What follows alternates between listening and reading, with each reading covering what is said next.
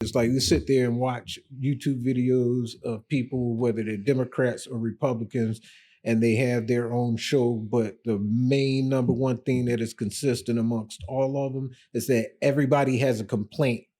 Nobody has a solution. All you hear is how one side is worse than the other. And I'm sitting here with, like, dude, you got a platform with millions of people. How difficult would it be, like this gentleman that you're talking about, and I'll call him a gentleman. I don't even know his background, but it sounds like he's productive. Like, how difficult would it be if you have over 100,000 listeners listening to you on a regular basis to go out and say, hey, I need an office manager or whatever. I need some type of manager that can oversee this particular project. And under that manager, I would need X amount of people to help this manager put that project together. Everybody knows how to work remotely, so that part wouldn't be difficult. And then it's like, I need for this to happen in order for us to gain, say, this particular aspect of it. And by doing so, now you have your 100,000 supporters all working amongst each other. Nobody's sitting there and holding the, I'm the king of the hill flag. Everybody's working together, and now you have a solution. Now you have a right to complain when shit doesn't go your way or the quote unquote white man comes and destroy your shit. Now you have a right to complain because you actually built something and it was positive and people got behind it, only to see it destroyed by somebody else. Now you have a right to complain. But other than that, what you're doing is just talking shit. Yeah. That's one thing that I one of the few things that I appreciate about Charleston White. He's like one of the biggest shit talkers in the world. Man. And he says some shit that either you love it or you completely hate him. But at the same time, it's like when he get off of that stage, whatever money he had made from doing all that shit talking, according to him, he's going back into his community. He's got projects and programs and stuff that he's got, going on. I'm like, I personally haven't looked into it because that's not my community. That's how you started. So I'm like, he's actually out there doing this stuff. So I'm like, outside of that, people that's just specifically Black folks, that just all they have is just like shitting and denigrating, our community and stuff. And it's just like, it's pointing out all the issues. And it's like, okay, yeah, these are our issues. We got these issues, but are you doing anything to help remedy those issues? Are you doing anything to try to counteract the forces that you are saying that are keeping us down? And it's like, I'm like, I'm not the biggest basketball fan, but I'm like, I'm not,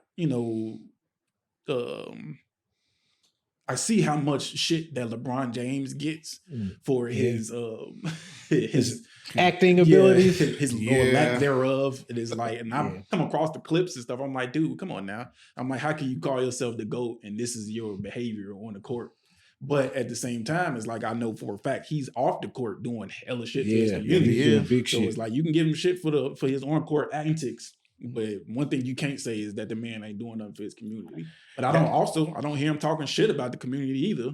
So I'm like, because he's doing something. Yeah, I agree, because I feel like Mayweather is one of those people. He talk a lot of shit and he do all that controversy shit online by displaying his money, how rich he is, and he coming out of retirement. But behind the scenes, I know a lot of them are doing like shit for their people. Because Charlton White, I did watch a lot of his older videos where he was talking about, hey, I've been in front of Congress. I talked with the mayor. I met with these people. With the bow tie on. And ain't nobody listened to me when I was talking. Nobody ain't say nothing to me. They ignored me. But now that I just like, hey, I don't give a fuck no more. Now everybody want to listen. Yeah. Now everybody want to see what I'm talking about. But he ain't even showing it.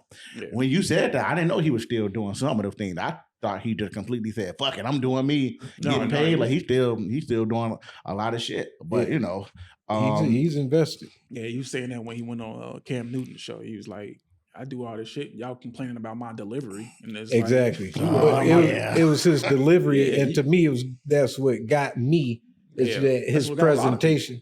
Yeah, it was his presentation, because he was right. It's like, dude was in the bow ties and they was too big for him, and the shirt kind of had that room in it. Yeah. And he was still speaking facts, but didn't nobody want to hear that. Because think about it, anytime that a person speak in that manner or don't nobody listen to him. It's like, we don't want to hear you because you don't fit the mold. But like you said, when he turned and went straight hood on him, it's like now he's gathering ears, which honestly I prefer, because to me it's like he reached a lot of people that he wouldn't have reached with the bow tie. Oh yeah. And even now, shit, it's just like he be like, "Fuck it."